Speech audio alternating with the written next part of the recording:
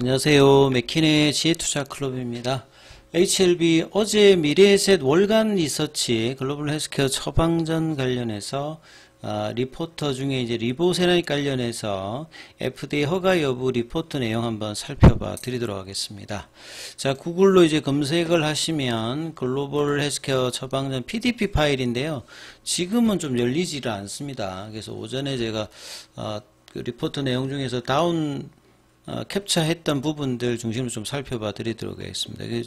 내용 중에 리보세라니까 캄넬리주마 FDA 허가 여부 관련되어서 리포트 내용인데요. 짧지가 않고 그래서 제법 이제 내용들을 좀 딥하게 조금 이제 설명한 리포트입니다. 그러니까 보통 키움 정권 아니면 미래에셋, 과거에는 이제 한양 정권의 오병영 연구원이 이제 이런 부분들을 많이 다루는데 최근에는 FDA 관련해 허가 임박했는데도 불구하고 여전히 이제 정권 하우스 쪽에서는 이 부분들을 좀 딥하게 지금 다루는 데는 많지는 않습니다. 그래서 이제 이 미래에셋의 월간 리서치입니다만 내용들을 살펴보는 게 좀 중요하다. 자, HLB는 100% 자회사인 엘레바 테라피틱스의 베제프 이니비트, 그러니까 리보세라믹 같은 경우에는 티로신 키나제 억제제 형태로 세포 내부에 하는 이제 저분자 합물질이고요. 이 면역 항암제인 PD-1 계열의 이 캄넬리주마 병용요법이 그 에즈모에서 발간되는 가이드라인입니다. 그래서 항암 라인에서는 아스코 가이드라인과 미국 이제 NCCN 이렇게 세 가지가 가장 유명한데 여기에 1차 치료제로 등재되었다. 이 부분까지 이제 지난주에 가장 중요한 이슈였고요. 이 부분들을 리포트에서도 다루는 거죠. 이 간세포암 진단 및 치료 가이드라인, 에즈모 클리니컬 프랙티스 가이드라인 4, 요 뒤에 이제 진단이라든지, 그 다음에 처방, 그 다음에 팔로업 관련되는 부분, 이 부분들도 여러 번 이제 말씀을 드렸던데 그대로 이제 일단 인용을 하면서 B등급을 받았던 부분들은 아직 이제 그 FDA나 EMA 쪽에서 허가를 받지 않았던 부분이고, B등급은 브리스톨 마이어스 계열의 옵디보 여보이도 같은 등급을 받았다. 이렇게 보시면 될 것 같고, 허가 이후에는 이 부분도 상향이 될 것이다. 전문가 평가에서 83%는 B등급, 17%가 A등급으로 해당 요법을 권고하는 거다. 그러니까 말 그대로 가이드라인은 키오피니언 리더들이 실제 이제 표준으로 이제 정한 어떤 이제 요법이고, 나머지 이제 의사들이 암 환자가 찾아갔을 때 이 표준 요법으로 이렇게 하는데 여기에 따를 건지 아니면 본인이 여기에 준용해서 다른 쪽으로 갈 건지, 이걸 이제 환자하고 이야기할 때 가장 많이 사용되는 게 이제 가이드라인이고, 실제 이렇게 적용되면 매출액에 나중에 영향을 주고요. 오프라벨 쪽에도 이제 규제기간하고 상관없이 사용될 수 있음을 의미하기 때문에 어느 정도 이 약의 어떤 안전성과 유효성을 인정하는 어떤 부분의 방점이 좀 찍힌다, 이렇게 보시면 되겠습니다. 그리고 이런 부분들이 단순히 하는 것이 아니라 그동안 학회에 발표되었던 임상의 이제 데이터, 이 부분들을 근거로 하는 거거든요. 그래서 이 암 환자에서 특히나 간암에서는 가장 중요한 게 OS 값이거든요. 그래서 기존에 나왔던 어떤 1차 치료제보다도 긴 23.8개월을 이번에 업데이트해서 제출을 한 상황입니다. 그리고 무진행 생존 기간 같은 경우에도 5.6개월이었고요.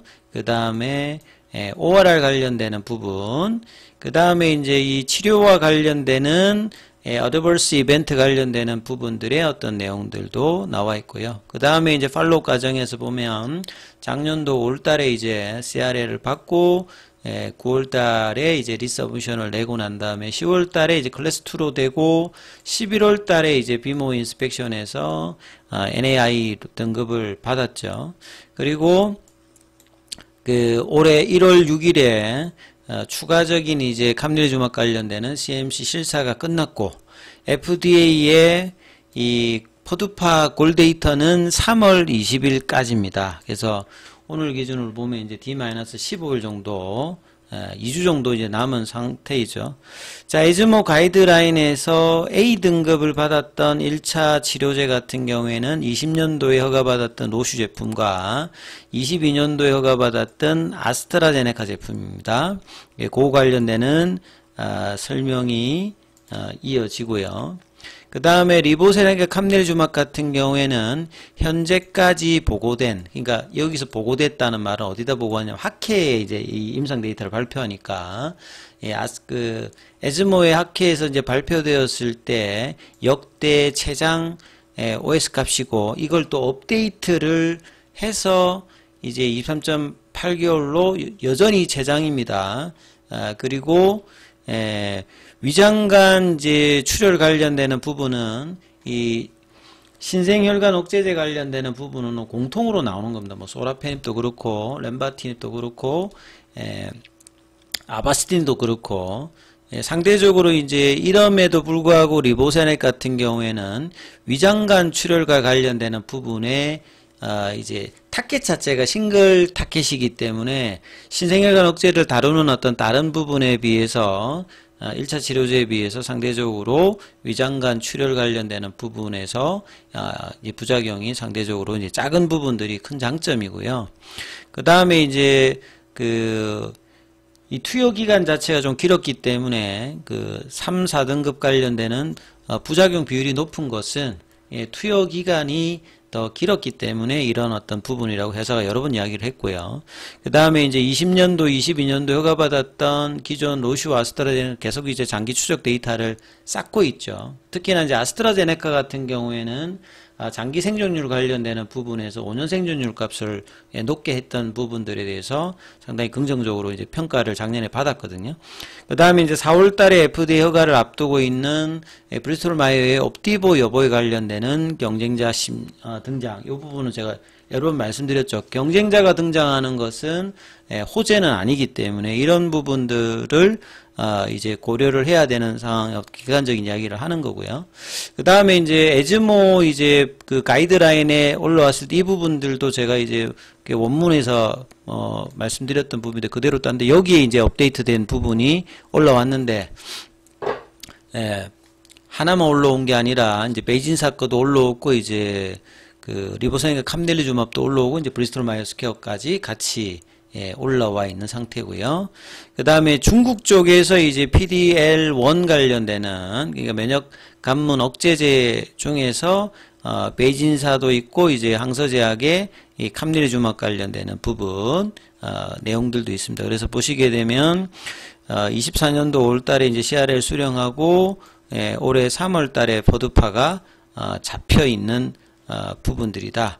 그리고 중국 쪽 관련되는 부분은 대부분 이전에 이제 21년도부터 보면 대부분 이제 CRL을 수령하고 이제 성인 과정을 갔던 부분들이 많은 부분들을 좀 볼 수가 있는 거죠. 그 다음에 이제 간암 1차 치료제 임상 시험 데이터 비교를 이제 미래지에서 마지막 장에 보면 나오는데 항서제약의 이제 엘레버와 카리스 310 관련되는 부분 여기에서 이제 뭐 일단 가장 중요한 게 OS 값입니다. 그래서 로슈 같은 경우에는 기존보다 앞선 이제 19.2개월로 2020년도 이제 허가를 받았거든요.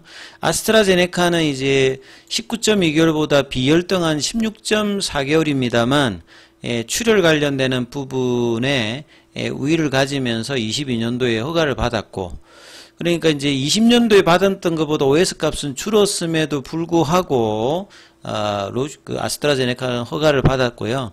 이 항서제약과 엘레바 같은 경우에는 가장 긴 23.8개월 가지고 있고 4월달에 이제 허가를 앞두고 있는 브리스톨 마이어스 스퀘어 같은 경우는 23.7개월이니까 0.1개월 정도 차이가 있는데 여기는 보면 이제 비교 대상인 소라페닙, 렘바티닙 관련되는 부분들도 이제 20.6개월 정도 차이가 났기 때문에 개선의 이제 이 구간 자체의 어떤 차이가 명확하게 여기에 좀 더 돋보이는 부분이고요. 베이진사의 이제 티슬레리주막 관련되는 부분은 이제 별 그렇게 차이가 나지 않는데 그럼에도 불구하고 여기도 1차, 여기도 1차, 1차 이렇게 가이드라인에 올라왔습니다. 그리고 이제 PFS 값들 같은 경우에도 차이가 1.9개월로 경쟁 상대라고 볼 수 있는 여기는 아직 여기도 마찬가지로 허가를 받지 않았잖아요. 0.1개월 오히려 여기는 더 PFS 값이 소라페닙이 더 좋습니다. 그러니까 마이너스 1.4개월이고요. 그 다음에 반응률 관련되는 부분에서 26.8개월이라고 보면 브리스톨 마이어는 한 36개월, 여기 좀 더 반응률이 높고요. 그 다음에 베이진사 같은 경우는 오히려 소라페닙이 반응률이 더 높습니다. 예. 그 다음에 이제 부작용 관련되는 부분의 내용들도 이제 있는데 상대적으로 이제 항서제약과 엘레바 같은 경우에는 그 브리스톨 마이어 스퀘어보다는 데이터가 조금 더 높은데 이런 부분들은 이제 투여 기간이나 이런 부분들을 좀 더 길게 가져갔다.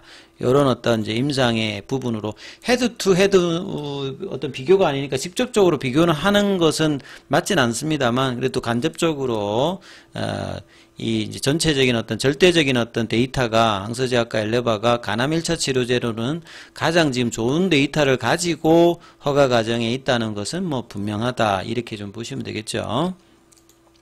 자, 그리고 오늘 항서제약 같은 경우에는 이제 0.26% 강부합세고요. 자, 공매도 쪽 그리고 오늘 같은 경우는 중국 쪽에서도 이제 이 에즈모 관련돼서 가이드라인 1차 여기 부분들이 기사로 여러 군데 좀 올라와 있습니다.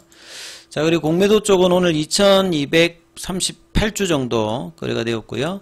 그 다음에 공매도 순보유 잔고 기준은 지난주 금요일 기준이죠. 지난주 금요일 기준을 보면 260만 주대.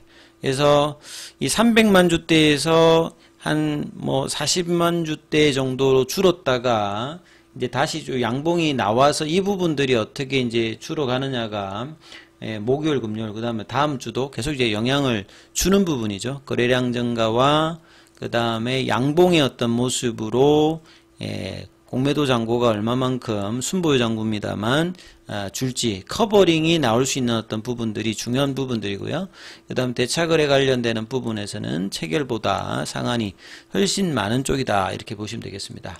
그리고 이제 차트 관련되는 부분들은 다음 이어지는 영상에서 설명해 드리고요. 장중에 무료 텔레그램방 운영이 되고 있습니다. 그 영상 아래 링크 참조해 주시면 되고요. 입장 문의는 문자 주시면 안내해 드리고 있으니까 참조하시면 되겠습니다.